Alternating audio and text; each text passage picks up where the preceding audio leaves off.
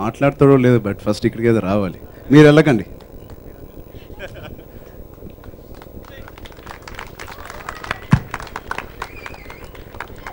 I think రచ తర్వాత నేను అంతలాగా ఏ సినిమాలో కనిపించలేదు.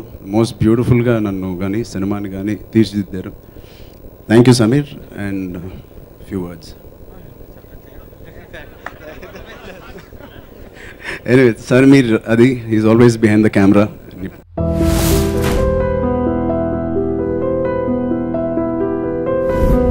సినిమా స్టామినాకి ఆ రోజుల్లో మెగాస్టార్ సినిమా కలెక్షన్స్ కొలమానం అయితే, ఈ రోజుల్లో మన మెగా పవర్ స్టార్ చరణ్ మూవీలు కొలమానం అని చెప్పుకోవచ్చండి.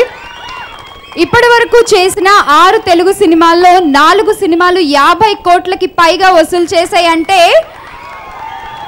సో అక్కడితో మనకు అర్థమైపోతుంది. Please welcome. అందరికీ నమస్కారం. అండ్ ఇంత చక్కటి ఈవినింగ్ చినుకులు పడుతున్న అందరు ఇక్కడ వచ్చినందుకు, వెయిట్ చేసినందుకు ఎవరికి వెళ్ళకుండా చాలా చాలా థ్యాంక్స్. మీడియా ఫ్రెండ్స్కి, వచ్చిన ఫ్యాన్స్ అందరికీ, అభిమానులకి, గెస్టులకి. మధ్యలో నేను వస్తానని చెప్పాను.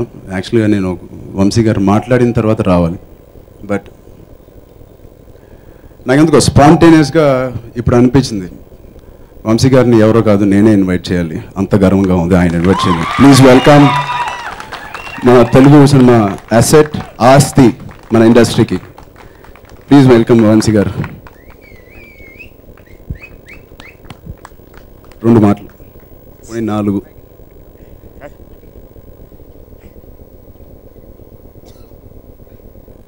అందరికీ నమస్కారం. అరే వెరీ సారీ, నాకు కొంచెం కంగారుగా ఉంది.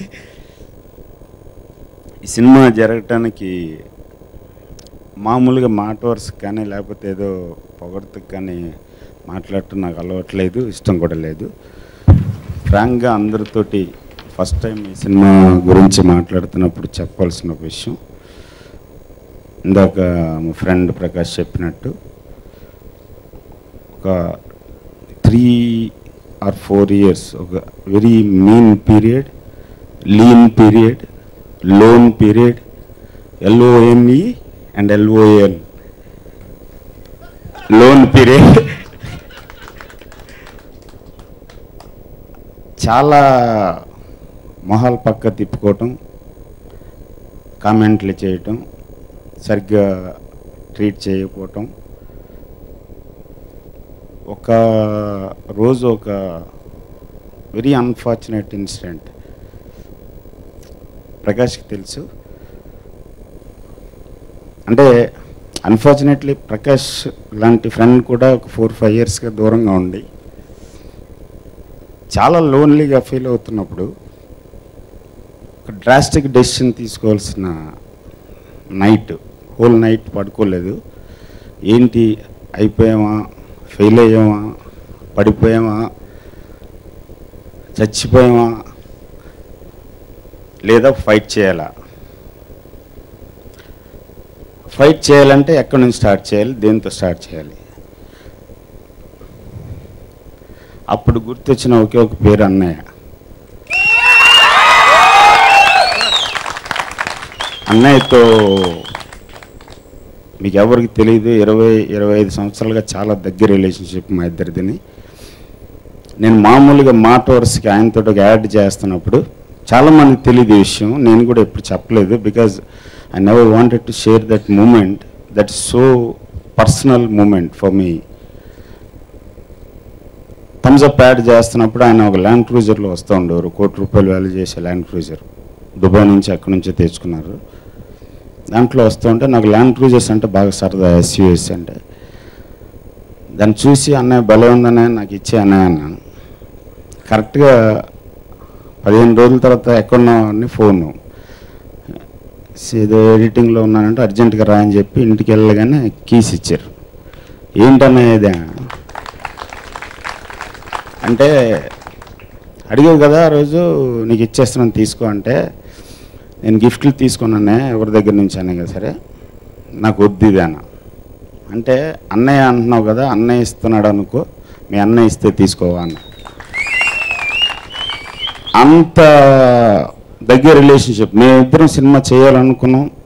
అన్నయ్య చాలా సరదా పడ్డారు. నేను చాలా లైఫ్ టైం ప్రాజెక్ట్ అవుతుందని అనుకున్నాం. బట్ కొన్ని అనివార్య కారణాల వల్ల, నా అమాయకత్వం వల్ల, అజ్ఞానం వల్ల, పొగరు వల్ల, ఇంకా కొన్ని వేరే కారణాల వల్ల ప్రాజెక్టు కార్యరూపం అవ్వలేదు. అయ్యి ఉంటే ఇంటర్నేషనల్ ప్రాజెక్ట్ అయ్యి ఉన్నది.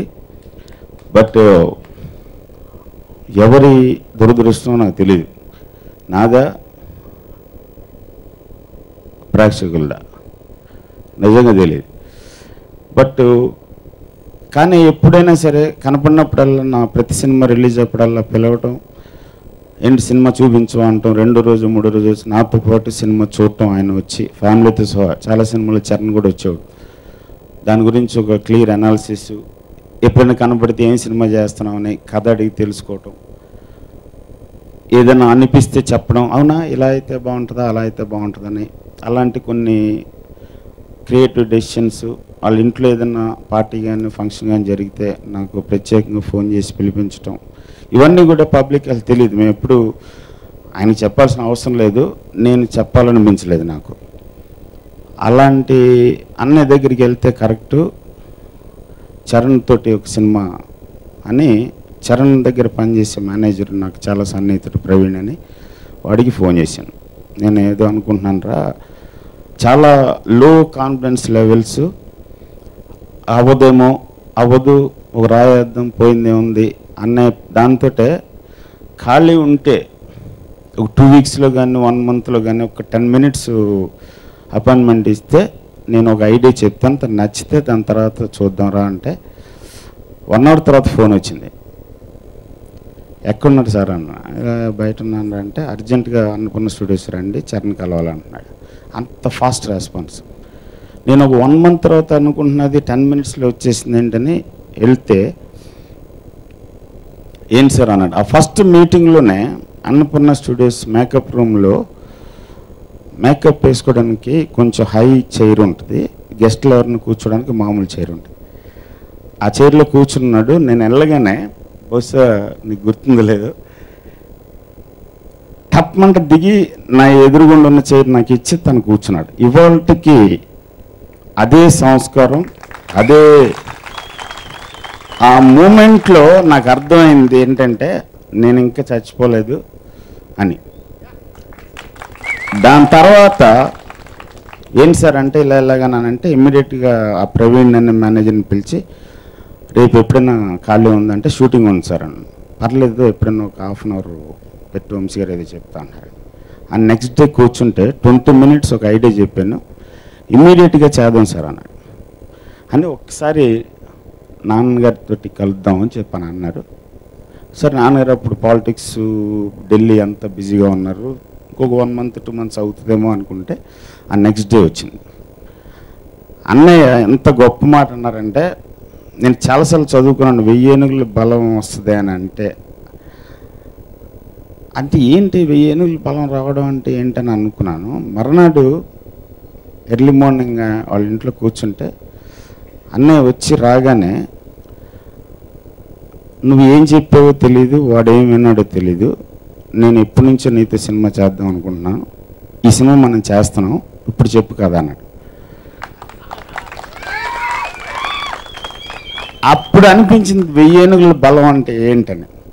నువ్వేం చేస్తావు నాకు తెలుసు, నువ్వు చెప్పు కదా అన్న తర్వాత మళ్ళీ 20 మినిట్స్ నరేషన్ తర్వాత మనం చేసేస్తున్నాం ఓకే అని చెప్పి స్టార్ట్ చేశారు ఇమ్మీడియట్గా.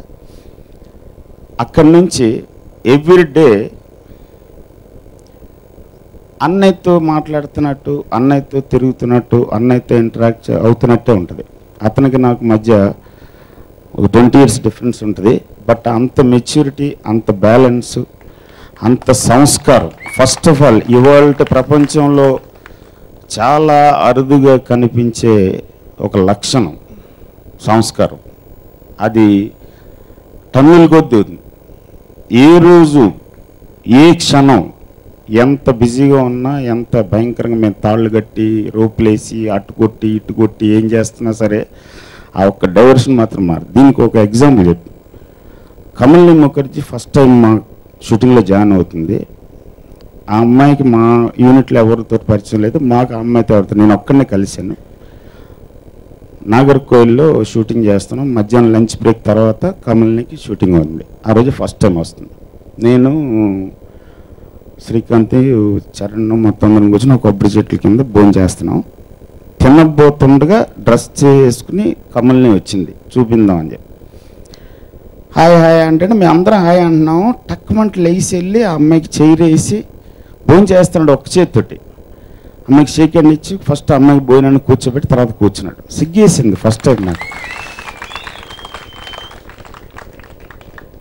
ఇది చరణ్ అని అనుకున్నా, అన్నయ్య అనుకుంటాను నేను. అన్నయ్య అలాగ తయారు చేసాడు. సో దాని నుంచి ఇవాళ సాయంత్రమే షూటింగ్ క్లైమాక్స్ సీన్ షూట్ చేస్తున్నాం, క్లోజప్. జనరల్గా నేనే రాక్షసుని, అప్పటికే ఒక 7 takes 8 takes అయితే అప్పటికి సాటిస్ఫై అవ్వట్లేదు. లేదు ఇంకోటి చేద్దాం, మీరు ఇందాక ఏది చెప్పారు అది కావాలి అది రావాలి అని అంటూనే పుష్ చేస్తున్నాడు. జనరల్గా 4 టేక్లు అవగానే ఏ ఆర్టిస్ట్ కన్నా ఒక ఇరిటేషన్ వచ్చేస్తుంటుంది, ఏంటి ఇటు చంపుతున్నాడు, ఏముంది అక్కడ, అది ఇదేనని. కానీ అంత డెడికేటెడ్గాను అంత ఇష్టపడి అంత కష్టపడి చేస్తున్నాడు ఈ సినిమా. మా అన్నయ్య కొడుకు. నేను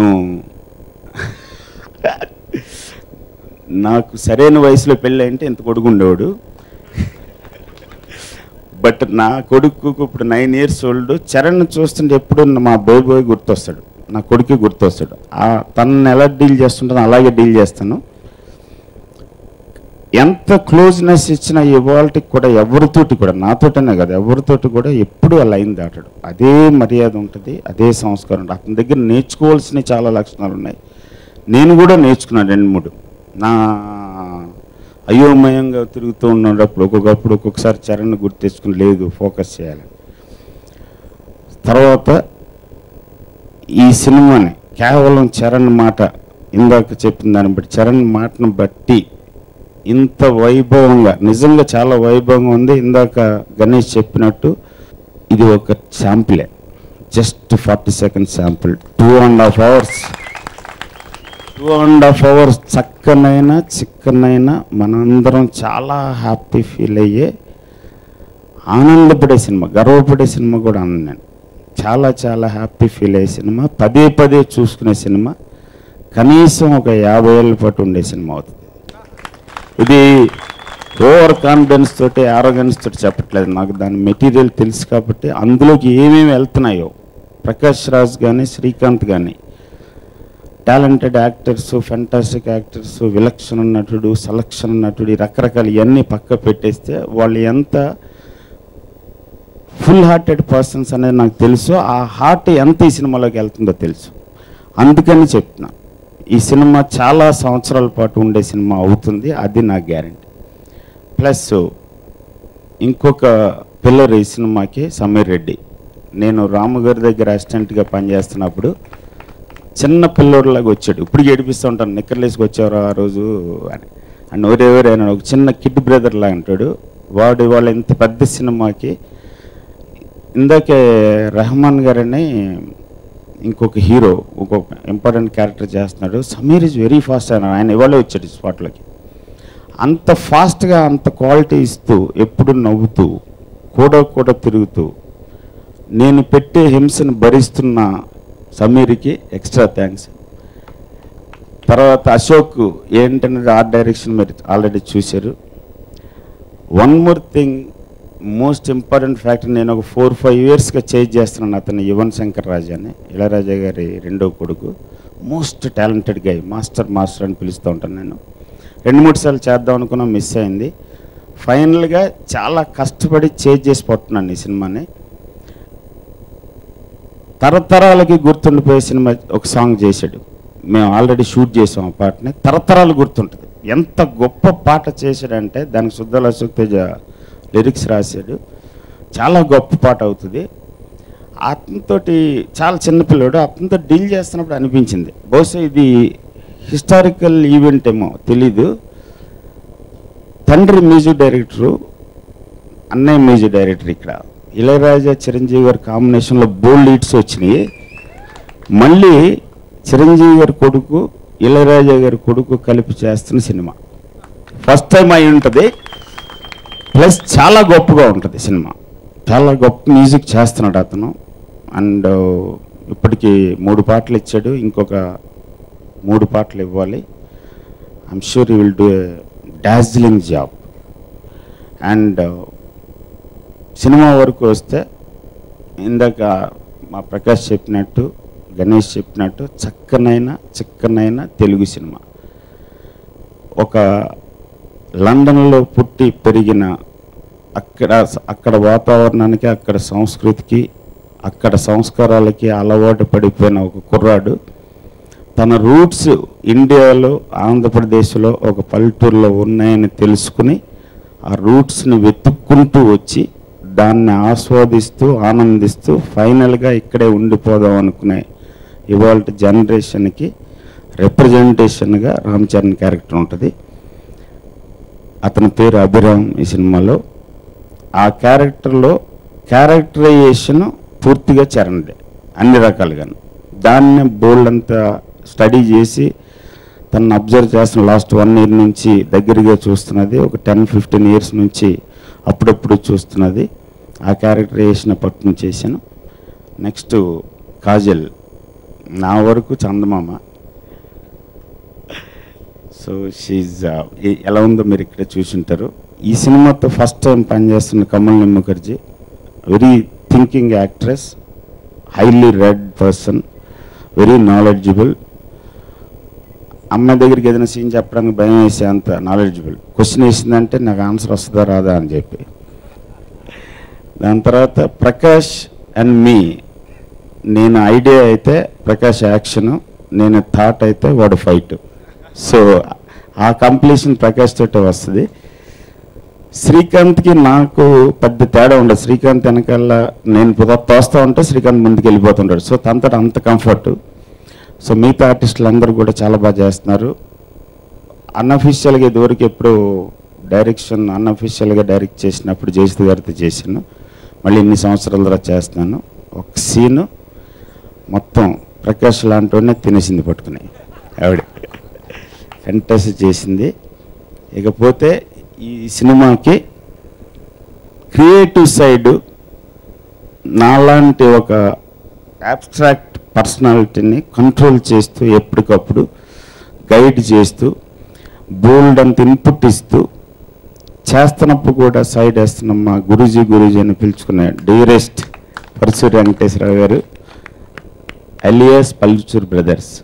I'm so thankful to them. ఇంకేం చాలా అనుకుంటా. And finally thank you so much నాన్న, I love you.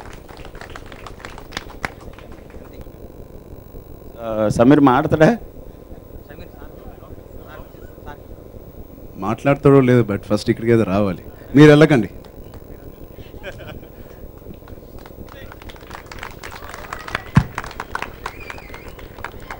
I think రచ్ తర్వాత నేను అంతలాగా ఏ సినిమాలో కనిపించలేదు. మోస్ట్ బ్యూటిఫుల్గా నన్ను కానీ సినిమాని కానీ తీర్చిదిద్దారు. Thank you Sameer. And few words. Anyway Sameer అది is always behind the camera. So బేసిక్గా అందరికీ నమస్కారం అని చెప్తాం. సినిమానే మాట్లాడాలి October 1st అనుకున్నాను. బట్ కో ఆర్టిస్ట్ అందరూ మాట్లాడడం విని, వంశీ గారు మాట్లాడడం విని ఒక 2 మాటలు మాట్లాడాలనిపిస్తుంది.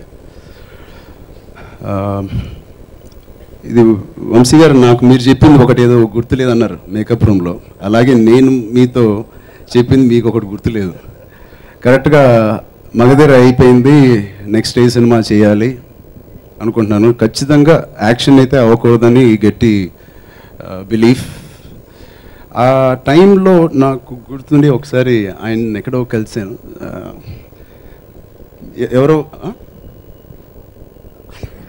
సో ఎక్కడో కలిసి ఇమీడియట్గా ఆయన్ని, గోవిందరాంధ్రుడు గారు సింపుల్గా చెప్పాలంటే నా 4 years ప్రయత్నమే. 4 years ప్రయత్నం ఎందుకు అంటున్నానంటే, 4 years బ్యాక్ నేను వంశీ గారిని అడిగాను నాతో సినిమా చేయమని. 4 yearsగా ప్రతి సంవత్సరం ఆయన చెప్పినట్టు మా ఇంటికి వచ్చినప్పుడు, మా ఇంట్లో పార్టీకి వచ్చినప్పుడు కానీ, ఇంతకుముందు వేరే సినిమా కోసం ఇంటికి వచ్చినప్పుడు కానీ ప్రతిసారి ఆయన డాడీతో డిస్కషన్ అయిపోయిన వెంటనే నేను పక్కకి తీసుకెళ్ళి ఒక 4 మాటలు మాట్లాడుకునేవాళ్ళం కాఫీ తాగుతా. ఏమంటే మగధీర తర్వాత నాకు మంచి ఫ్యామిలీ చిత్రం కానీ లేకపోతే మంచి లవ్ స్టోరీ చేయాలని ఉంది, అది ఎందుకో నాకు మీతోనే చేయాలని ఉంది అని ఆయనతో చెప్పడం జరిగింది. ఆయన నన్ను ఒక చిన్నపిల్లలా చూశాడు. సరే చేద్దాం ఓకే అన్నాడు తప్ప ఎందుకో దాన్ని ఆయన అంటే బేసిక్లీ ఆయన కూడా ఒక థాట్ రావాలి, అది ఏదో మనం చెప్పగానే వచ్చేది కాదు ఇలాంటి సబ్జెక్ట్స్, అది లోపల నుంచి జనరేట్ అవ్వాలి ఆయనకి. అండ్ ప్రాబబ్లీ అది జనరేట్ అవ్వడానికి నిజంగా ఆయన నన్ను ఎలా చూపించాలో, సినిమా నాతో ఎలా తీయాలో అనేది ఆయనకి ఆలోచన రావడానికి నిజంగా 4 years పట్టింది. బట్ ప్రతి సంవత్సరం నేను ఆయన వదలకుండా అడుగుతూనే ఉన్నాను. అది ఆయన మర్చిపోయి ఆ ఒక్కరోజు మేకప్ ఉంది చెప్పారు అంతే. అందుకే మీరు చూస్తే ఆరెంజ్ తర్వాత నేను ఒక్క ఫ్యామిలీ చిత్రం కూడా ప్రయత్నం చేయలేదు. నేను చేస్తే కృష్ణవంశీ గారితోనే చేస్తానని నా మైండ్లో ఫిక్స్ అయిపోయాను. చాలా ఆఫర్స్ వచ్చినాయి, మంచి మంచి ఫ్యామిలీ చిత్రాలు, మంచి లవ్ స్టోరీస్, బట్ ఏది నాకు చేయాలని లేదు. సో థ్యాంక్ యూ అండి. నిజంగా మా ఫ్యామిలీకి కానీ మా అభిమానుల ఫ్యామిలీకి కానీ మా అందరికీ ఒక చక్కటైన చిత్రం. నేను ఈ చిత్రం చేయకపోయి ఉంటే నిజంగా నా ఫ్యామిలీ ఆడియన్స్ నాకు దూరం అయిపోయేవారు. నేను అలాంటి టైంలో ఉన్నప్పుడు నాకు అలాంటి చిత్రం ఇచ్చినందుకు చాలా చాలా థ్యాంక్స్. మామూలుగా సినిమాకి కానీ దేనికైనా 4 పిల్లర్స్ అంటారు, బట్ ఈ సినిమాకి 2 పిల్లర్స్, ఒకటి కేవీ, ఇంకోటి మేము అందరం.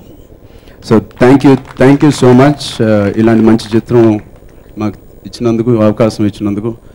అండ్ మంచి కాస్టింగ్ లేకపోతే నిజంగా ఏ సినిమా అయినా, ఎంత మంచి సినిమా అయినా ఐ థింక్ అంతలాగా రీచ్ అవ్వదు ఆడియన్స్కి. సో నేను ఏ ఆర్టిస్ట్ని తక్కువ ఉంచి నేయట్లేదు, కానీ కొన్నిసార్లు నాకు కూడా నేను చేయలేని ఒక సబ్జెక్ట్ కానీ నేను చేయలేని ఒక క్యారెక్టర్ వస్తే నేను చేయను. వాళ్ళకి చెప్పేస్తాను ఈ సినిమాకి నేను రాంగ్ కాస్టింగ్ అని. అలాగే కరెక్ట్ కాస్టింగ్ అంటే ప్రకాష్ గారు వచ్చిన తర్వాత, జయసుధ గారు వచ్చిన తర్వాతే ఈ సినిమాకి రైట్ కాస్టింగ్ అనేది ఒక కంప్లీట్నెస్ వచ్చింది. నిజంగా గాడ్స్ గ్రేస్, ప్రకాష్ గారి డేట్స్ కానీ ఆయన అవైలబిలిటీ ఆయనకి ఒక నచ్చి నిజంగా ఒక హ్యూజ్ పిల్లర్ మా అందరికీ. ఈ సినిమా వరకు చూస్తే ఇంక ఎవరితో నేను అలాంటి సీన్స్ చేసినా, మా గ్రాండ్ ఫాదర్ వెనకాల పరిగెట్టే సీన్స్ కానీ గ్రాండ్ ఫాదర్ లాగే నేను అతను ఊహించుకున్నాను. అది కేవలం ప్రకాష్ గారి వల్ల అయితేనే నాకు అవన్నీ బయటకు వచ్చినాయి తప్ప ఇంకా ఏ ఆర్టిస్ట్ నేను చూడలేకపోయాను. అది గట్టిగా మేమందరం డెసిషన్ తీసుకుని ఆయన రావడం జరిగింది. అండ్ బ్యూటిఫుల్, అప్పటి నుంచి ఆటోమేటిక్గా న్యాచురల్గా వచ్చేసినాయి సీన్స్. ఫస్ట్ షెడ్యూల్ కన్నా second, third schedule it was huge change in my performance, and that is only because of Jayasudha garu and Prakash Raj. Thank you so much, whole heartedly I thank both of you. Thank you. And Srikanth గారి గురించి చెప్పాలి.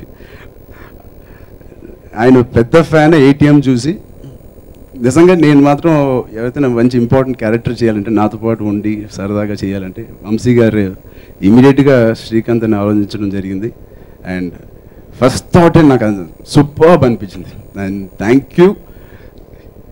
ఆయన మామూలు లోపల చాలా డీసెంట్గా ఉన్నా అండి. చాలా ఆ మాట నేను చిన్నోని అనకూడదు, బట్ వంశీ గారు మీరు అంటారు కదా తొంటరిదనం, లేదా కోతి లోపల చాలా పెద్ద కోతి. ఎన్నో టేకులు నేను సీరియస్గా ఏడవలసిన చోటేమో లేకపోతే సీరియస్గా పర్ఫామ్ చేసే చోట ఆయన పాపం ఏమనరు.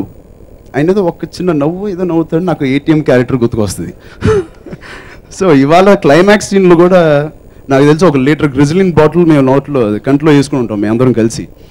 అలాంటి సీన్లో కూడా ఎంతో సరదాగా ఒక సపోర్ట్గా నాకు ఇంకో బాబాయ్గా నాకు ఉండి ఈ సినిమా అలాగే స్మూత్గా జాగడానికి జరిగింది.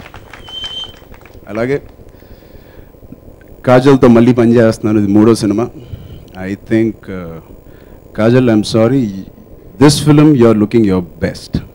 అండ్ అది ఎందుకునంటే నాకు తెలిసి ఈ సంవత్సరం జిమ్కి వెళ్ళినట్టు షూటింగ్ కూడా వెళ్ళినట్లేదు. అంత రెగ్యులర్గా వర్కౌట్ చేసి ఈ సినిమాకి చాలా కష్టపడింది, అది మీరు చూస్తారు. And she's looking gorgeous. And I'm so lucky Kamalinee is working. ఆవిడ పెద్ద ఫ్యాన్ అయిపోయింది మన ఆనంద్ సినిమా, గోదావరి చూసి. ఇంట్లో టీవీలో ఎప్పుడు వచ్చినా ఒక చక్కగా ఒక కాఫీ, మురుకులు పెట్టుకుని హాయిగా చూసే సినిమా అలాంటి సినిమాలో అమ్మాయి అద్భుతమైన పర్ఫార్మెన్స్, అండ్ అదే పర్ఫార్మెన్స్ మీరు మన రేపు October 1st చూస్తారు. థ్యాంక్ యూ కోమల్ని. అండ్ పరశురి గారి గురించి చెప్పినట్టే ఆయనకే కాదు గురుజీ, మా అందరికీ పరశురి గారు ఒక గురువు లాంటి వాళ్ళు. నేను ఆయనకు ఒక కొత్త పేరు పెట్టాను. ఆయన అయిపోయింది ఎన్ని 40 years 50 years రాశారండి, 45 years మీరు రైటర్గా ఉన్నారు. ఐ థింక్ ఇవాళ నుంచి మీరు script doctor. It is a new tag. మీరు మళ్ళీ చూడండి, ప్రతి డైరెక్టర్ ఇండస్ట్రీలో మళ్ళీ మీ దగ్గరికి వస్తారు. మీ వాల్యుబుల్ సజెషన్స్ కానీ ఇన్పుట్స్ కానీ మాకు అంత హెల్ప్ అయినాయి. It's like old wine and a new bottle. మేమందరం న్యూ బాటిల్ అయితే ఆయన ఒక ఓల్డ్ వైన్.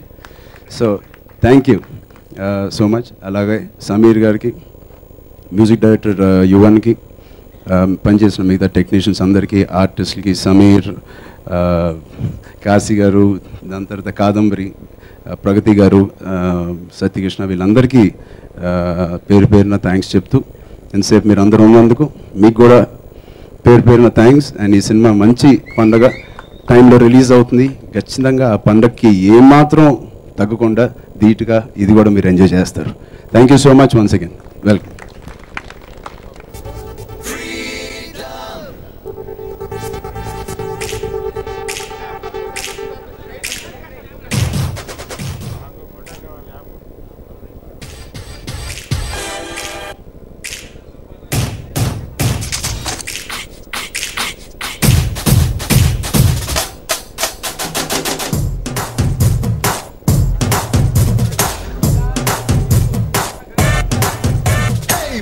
పోటీ మాదే, వయసు వేడి మాదే, గెలిగే హక్కు మాదే, వేదం వేగం మాదే, పోరు పంతం మాదే, ఉడికే రక్తం మాదే, గెలిచే నైజం మాదే, ఈ సిద్ధాంతం మాదే. ఎవడంత అయినా భయమే ఎరుగని యవ్వన మంత్రం మాదే మాదే మాదే. ఇది మాకే మాకే సొంతం, ఇది యువతకు మంత్రం. ఇది మాకే మాకే సొంతం.